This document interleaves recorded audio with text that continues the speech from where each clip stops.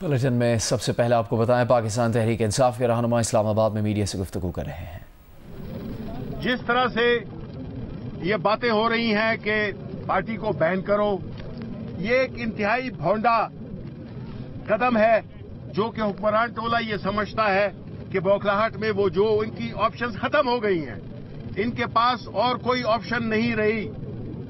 जिस तरीके से आईन और कानून को जूते की नोक पे रखा जा रहा है, जिस तरह से आईन शिकनी हो रही है, जिस तरह से कि इदारा जाती पस्तगी का मुजाहरा हो रहा है, उससे ये मुल्क आगे नहीं जा सकता। ये सिर्फ नीचे ही जा सकता है। अगर आप देखें, कल जो एक रिपोर्ट शाया हुई है, फिच रिपोर्ट, जिसमें कहा गया कि ये हुकूमत 18 महीनों की मेहमान है और उसके बाद टेक्नोक्रेटिक सेटअप आएगा।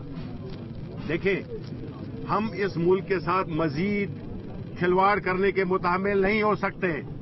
ये मुल्क किसी एक तबके का नहीं है और अवाम इसलिए नहीं है कि वो सिर्फ टैक्स दें, वो अपने पेट काट कर और बिजलियों के बिल अदा करे, वो अपने बच्चों को स्कूल भेजे, वो अस्पताल भेजे। ये सारी फैसिलिटीज, ये सारी मराहत जो थी, जो कि एक मिडिल क्लास या गरीब तबका अफोर्ड कर सकता था, अब वो भी उनसे छीन लिया गया है और अभी खराबी मजीद आगे आने वाले महीनों में होगी। बिजली महंगी होगी, ये मजीद जिसमें चाहे बिजली हो, बाकी अशिया, इन्फ्लेशन हो, पेट्रोल, सब कुछ ये नामुमकिन बना रहे हैं पाकिस्तानी अवाम के जीने को। और मेरी रिक्वेस्ट होगी, जो भी सहाफत से मुंसलिक है वो इन चीजों को देखे। ये आने जाने वक्त है, इसमें सिर्फ सेठों की बात न सुने, अवाम की नुमाइंदगी करे, अवाम के मसाइल को आगे करें, उजागर करें। माजरत, इसलिए ये चाहिए कि जो इस वक्त हो रहा है, हम उसके लिए पाकिस्तान तहरीक इंसाफ एक सीसा पिलाई हुई दीवार बन के खड़ी होगी। हमारे लोग मुख्तलिफ चीजें देख चुके हैं, वो चीजें जो कि इस मुल्क में कभी नहीं देखी थी। हमने अपने मैंडेट का जो हाल हुआ उसको देखा।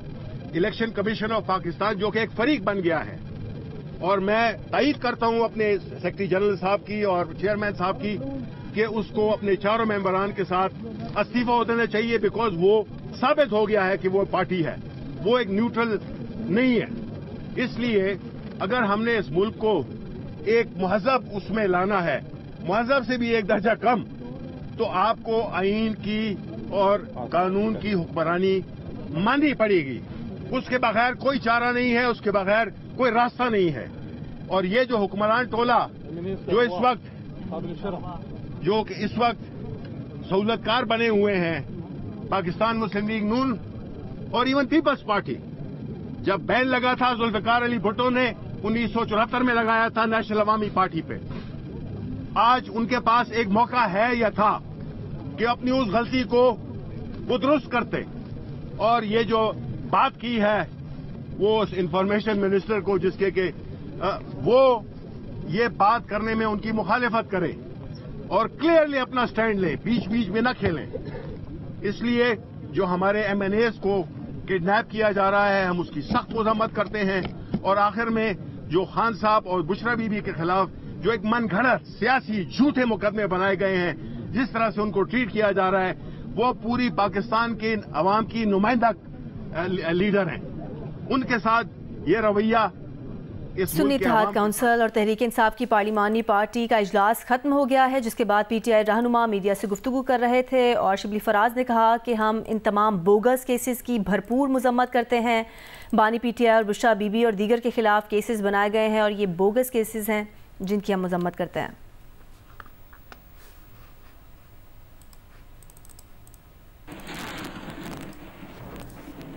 मुस्लिम लीग नून के रहनुमा राना सनाउल्लाह ने कहा कि हुकूमत आर्टिकल 17 के तहत किसी भी पार्टी पर पाबंदी के लिए डिक्लेरेशन दे सकती है। काबीना मंजूरी देगी तो डिक्लेरेशन सुप्रीम कोर्ट में पेश की जाएगी। जियो पाकिस्तान में गुफ्तगू करते हुए वज़ीर आज़म के मुशीर बराए सियासी उमूर राना सनाउल्लाह ने कहा कि हुकूमत ने अभी अपने इरादे को जाहिर किया है, आइन में दिए गए तरीक़ेकार के मुताबिक अमल किया जाएगा। सुप्रीम कोर्ट भी डिक्लेरेशन से मुत्तफिक हो जाए तो इस पार्टी पर पाबंदी आयद हो जाती है। हुकूमत का जो भी फैसला है वो सब्जेक्ट टू कॉन्स्टिट्यूशन है। आर्टिकल 17 सब आर्टिकल 2 के तहत گورنمنٹ جو ہے وہ ایک ڈیکلیریشن جو ہے وہ دے سکتی ہے کسی بھی تنظیم، ایسوسیشن یا یونین سے متعلق یا گورنمنٹ جن کے پاس انفارمیشن ہوتی ہے مختلف اداروں کی، ایجنسیز کی، کہ جی فلاں پارٹی یا فلاں گروپ آف پرسن جو ہے وہ یہ کام کر رہے ہیں یا وہ ملک کے مفادات کے خلاف کوئی جو ہے وہ ملوث ہیں کسی ایکٹیویٹی میں، تو وہ انفارمیشن جو ہے وہ کیبنٹ کے سامنے رکھی جانی چاہیے، اور کیبنٹ جو ہے وہ آفٹر ڈسکشن اگر اپروو کرے تو پھر وہ ڈکلیریشن جو ہے وہ دی جائے گی اور سپریم کورٹ میں جو ہے اس کو سبمٹ کیا جائے گا۔ ابھی جو ہے وہ سمپل گورنمنٹ نے اپنی انٹینشن کا اظہار کیا ہے۔ اسلام آباد ہائی کورٹ نے تحریک انصاف کی خاتون کارکن صنم جاوید کی گرفتاری غیر قانونی قرار دے کر رہائی کی درخواست نمٹا دی ہے۔ جسٹس میاں گل حسن اورنگزیب نے پی ٹی آئی کارکن صنم جاوید کی بازیابی کی درخواست پر سماعت کی۔ صنم جاوید کے وکیل درخواست گزار میاں اشفاق اور علی بخاری کے ہمراہ کمرہ عدالت میں پیش ہوئیں۔ عدالت کی جانب سے نوٹس پر اٹارنی جنرل منصور عوان بھی عدالت میں پیش ہوئے۔ دوران سماعت اٹارنی جنرل نے کہا کہ بلوچستان پولیس راہداری ریمانڈ کی استدعا پریس نہیں کر رہی۔ صنم جاوید اب آزاد ہیں، اپنے صوبے میں جا سکتی ہیں۔ جسٹس میاں گل حسن اورنگزیب نے وکیل درخواست گزار سے کہا کہ انہوں نے انٹرنیٹ پر دیکھا کہ صنم جاوید بہت نامناسب زبان استعمال کرتی ہیں۔ آپ گارنٹی دیتے ہیں کہ صنم جاوید مزید نامناسب گفتگو نہیں کریں گی؟ وکیل میاں اشفاق نے کہا کہ جی، صنم جاوید آئندہ نامناسب الفاظ استعمال نہیں کریں گی۔ اسلام آباد ہائی کورٹ نے صنم جاوید کی گرفتاری غیر قانونی قرار دے کر رہائی کی درخواست نمٹا دی۔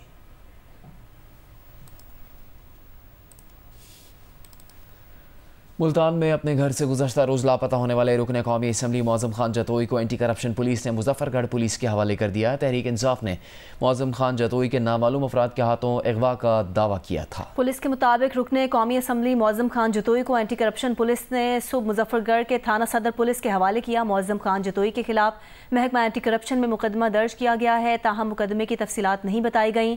تحریک انصاف نے دعویٰ کیا تھا کہ معظم خان جتوئی کو گزشتہ روز ان کی رہائش گاہ سے نامعلوم افراد اغوا کر کے لے گئے ہیں۔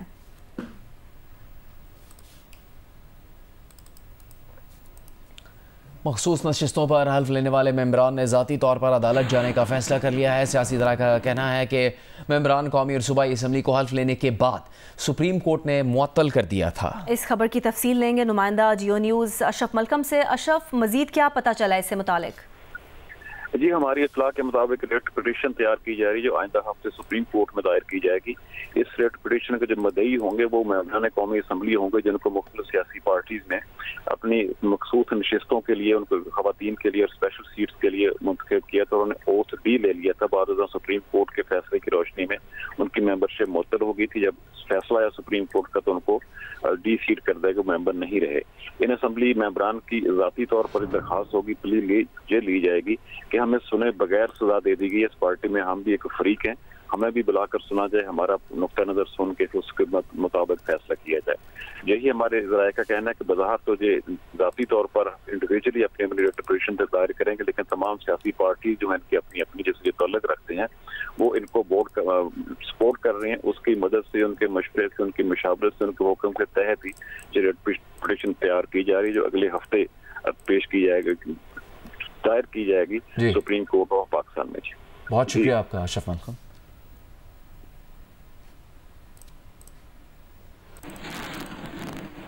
لاہور ہائی کورٹ نے پرانی ٹیکنالوجی پر چلنے والے بھٹوں کو بغیر نوٹس کے فوری گرانے کا حکم دے دیا ہے۔ اسماگ کے تدارک کے حوالے سے دائر درخواستوں کی گزشتہ سماعت کا تحریری حکم جاری کر دیا گیا ہے۔ جسٹس شاہد کریم نے درخواستوں پر 7 صفحات پر مشتمل تحریری حکم جاری کیا۔ تحریری حکم میں کہا گیا کہ عدالتی حکم کی خلاف ورزی کا ذمہ دار محکمہ ماحولیات ہے۔ ڈپٹی کمشنر شیخ پورہ اور ڈپٹی ڈائریکٹر ماحولیات کو عمل درآمد کی آخری وارننگ دے رہے ہیں۔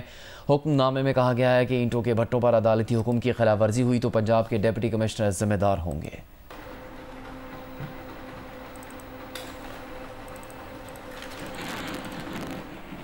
بلوچستان کے شمال مشرقی علاقوں میں موسلادھار بارشوں کا سلسلہ جاری ہے۔ کوہ سلیمان، شیرانی اور دہانسر میں तेज़ बारिश हुई। दानासर के मकाम पर लैंड स्लाइडिंग और सैलाबी रैली से सड़क बह जाने के बाद जोब, DI खान, N50 कौमी शाहराह हर किस्म की ट्रैफिक के लिए बंद हो गई। दानासर के दोनों जानिब खैबर पख्तूनख्वा और बलूचिस्तान की हदूद में बड़ी तादाद में गाड़ियाँ फंस गईं।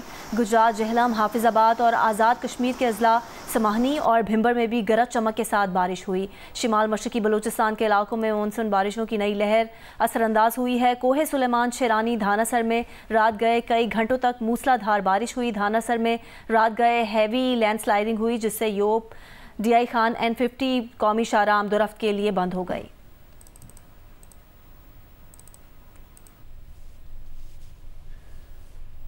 जिन दिनों मानसून के हसीन रंग कराची में बादल और बारिश की सूरत में नज़र आने थे, उन्हीं दिनों कराची वाले शदीद गर्म और मरतूब मौसम को सहने पर मजबूर हैं। ऐसा क्यों हो रहा है? महकमा मौसमियात का इस हवाले से क्या मौक़िफ़ है, जानते हैं उनीबा ज़मीर शाह की रिपोर्ट में। गुज़िश्ता रात रमा साल जुलाई की तीसरी गर्म तरीन रात गुजरी है, जब कम से कम दर्जा हरारत 32 डिग्री सेंटीग्रेड तक पहुंच गया। कराची में इतना ज़्यादा जो हीट इंडेक्स है वो क्यों बढ़ रहा है, इसके हवाले से माहिरीन मौसमियात बताते हैं कि बहरत के सतह समंदर की दर्जा हरारत जो मामूल के 25 से 26 डिग्री सेंटीग्रेड के दरमियान हुआ करते थे, इन दिनों बहरत के सतह समंदर की दर्जा हरारत 30 से 32 डिग्री सेंटीग्रेड के दरमियान रह रहे हैं। बहरत से जो नमी है वो बहुत ज़्यादा फिजा में शामिल हो रही है, जिसकी वजह से गर्मी को महसूस करने की शिद्दत मामूल से ज़ायद हो जाती है। जैसे हमने कल देखा कि शहर के मुख्तलिफ इलाकों में दर्जा हरारत को महसूस करने की शिद्दत 55 डिग्री सेंटीग्रेड से तजावुज़ कर गई थी। इसकी वजह से आपको बहुत ज़्यादा पसीना आता है और फिज़ा में पहले से क्योंकि नमी का तनासुब ज़्यादा होता है तो वो पसीना खुश्क नहीं हो पाता और आपको बहुत ज़्यादा गर्मी लगती है। अच्छी खबर यह है कि माहिरीन मौसम बताते हैं कि ईरान के करीब जो हाई प्रेशर एरिया मौजूद है वो आइंदा 1 से 2 दिन में उसकी शिद्दत में कमी आ जाएगी या फिर वो ख़त्म हो जाएगा। और इम्कान यह है कि 19 से 21 जुलाई के दौरान कराची में भी कोई एक बारिश का स्पेल हो सकता है, जबकि अगस्त में कहा जा रहा है कि कराची में मानसून के अच्छे स्पेल आ सकते हैं और अच्छी बारिशें हो सकती हैं। तो उम्मीद आप कायम रखें, इंशाल्लाह मौसम में बेहतरी आएगी। इंटरनेशनल प्रेस इंस्टीट्यूट ने सहाफ़ी मलिक हसन ज़ेब के कत्ल की मज़म्मत की है। सहाफ़ी मलिक हसन ज़ेब को 14 जुलाई को नौशहरा में फायरिंग करके कत्ल कर दिया गया था। इंटरनेशनल प्रेस इंस्टीट्यूट ने पाकिस्तान में सहाफ़ियों पर बढ़ते तशद्दुद पर गहरी तशवीश ज़ाहिर की है। हुकाम पर जोर दिया गया है कि मलिक हसन ज़ेब के कत्ल के मकसद की जल्द और मुकम्मल तहकीकात करें और ज़िम्मेदारान को इंसाफ के कटहरे में लाएं। मलिक हसन ज़ेब रवां साल कत्ल होने वाले पाकिस्तान के 8वें सहाफ़ी हैं। IPI ने हुकाम से अपील की है कि वो पाकिस्तान में सहाफ़ियों की हिफाजत को यकीनी बनाने के लिए ठोस इक़दाम करें। IPI की डायरेक्टर एडवोकेसी एमी ब्रोलेट ने कहा है कि पाकिस्तान में सहाफ़ियों के कातिलों को सज़ा देने में नाकामी की एक तारीख है, जहां प्रेस के खिलाफ जराइम के लिए नाकाबिल कबूल हद तक इस्तिस्ना पाया जाता है। शोबा इब्लाग आमा जामिया कराची के बानी और साबिक चेयरमैन प्रोफेसर ज़करिया साजिद इंतकाल कर गए। प्रोफेसर ज़करिया साजिद 20 साल से मुख्तलिफ बीमारियों में मुब्तला थे। जामिया कराची के शोबा इब्लाग आमा के बानी और साबिक चेयरमैन प्रोफेसर ज़करिया साजिद आज सुबह इंतकाल कर गए। प्रोफेसर ज़करिया साजिद की उम्र 96 बरस थी। प्रोफेसर ज़करिया साजिद शोबा इब्लाग आमा से 30 जून 1988 को प्रोफेसर ज़करिया साजिद की बेटी तस्नीम का जियो न्यूज़ से फ़ोन पर गुफ्तगू में कहना था कि उनके वालिद 20 साल से मुख्तलिफ बीमारियों में मुब्तला थे। वालिद को नमूनिया हो गया था, 6 दिन से ICU में ज़ेर इलाज थे। प्रोफेसर ज़करिया साजिद की नमाज जनाजा आज बाद नमाज ज़ोहर मस्जिद इब्राहीम जामिया कराची में अदा की जाएगी, जबकि तदफीन भी जामिया कराची के कब्रिस्तान में की जाएगी।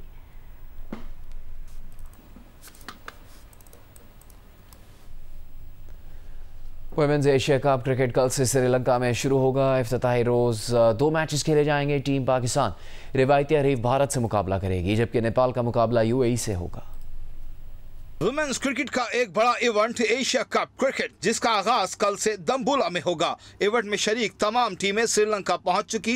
इवेंट के इफ्तिताही रोज ही बड़ा मुकाबला होगा, पाकिस्तान और भारत का मुकाबला। टीम पाकिस्तान निदा डार की क़यादत में जीत के लिए पुरअज़्म है। ग्रुप ए में शामिल टीम पाकिस्तान भारत के अलावा इतवार को नेपाल और मंगल को UAE से मुकाबला करेगी। पाक भारत मैच से पहले नेपाल और मुत्तहिदा अरब अमारात की टीमों के दरमियान मैच खेला जाएगा। एशिया कप की ट्रॉफी की रुनुमाई आज की जाएगी। तकरीब रुनुमाई में तमाम टीमों की कप्तान शरीक होंगी।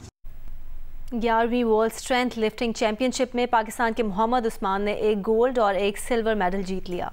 World strength lifting and incline bench press championship Kazakhstan में जारी है, जिसमें पाकिस्तान स्ट्रेंथ लिफ्टिंग टीम के कप्तान मोहम्मद उस्मान ने 85 किलोग्राम क्लास सीनियर कैटेगरी में इंक्लाइन बेंच प्रेस में 132.5 किलो वजन उठाया। बाइपास कर्ल में 72.5 किलो और हैकलिफ्ट में 222 किलो वजन उठाकर भारतीय खिलाड़ी को हराकर एक गोल्ड मेडल और एक सिल्वर मेडल जीता। मोहम्मद उस्मान ने अपना गोल्ड मेडल फलस्तीन के नाम किया और पाकिस्तानी परचम के साथ फलस्तीन का परचम भी बुलंद किया।